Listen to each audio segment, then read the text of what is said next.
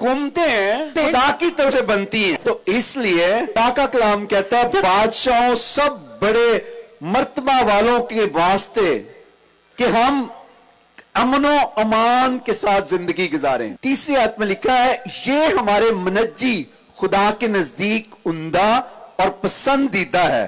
किसको ये पसंद है? ये बात खुदा को। जो बात खुदा को पसंद हो तो हमें करनी चाहिए या नहीं करनी चाहिए? बहुत सारे लोग, मैं उनका डबल फेस देखता हूँ। एक तरफ वो बड़े रिलीजियस बनते हैं, बड़े मजहबी बनते हैं, वो समझते हैं कि ये पुलपट, इस पुलपट पर कोई पॉलिटिशियन नहीं खड़ा हो सकता, इस पुलपट पर सिर्फ पास्टर खड़ा हो सकता है। ये पुलपट किसी पास्टर की मलकियत नहीं है, किसी बिशप की मलकियत नहीं है, किसी डिनोमिनेशन की मलकियत नहीं है। ये पुलपट यीशु मसीह की मलकियत है। इस पर हर शख्स खड़ा हो सकता है क्योंकि खुदा का कलाम कहता है बादशाहों के लिए और आला मर्तबा वालों के लिए दुआएं की जाएं। ये खुदा को भी पसंदीदा है।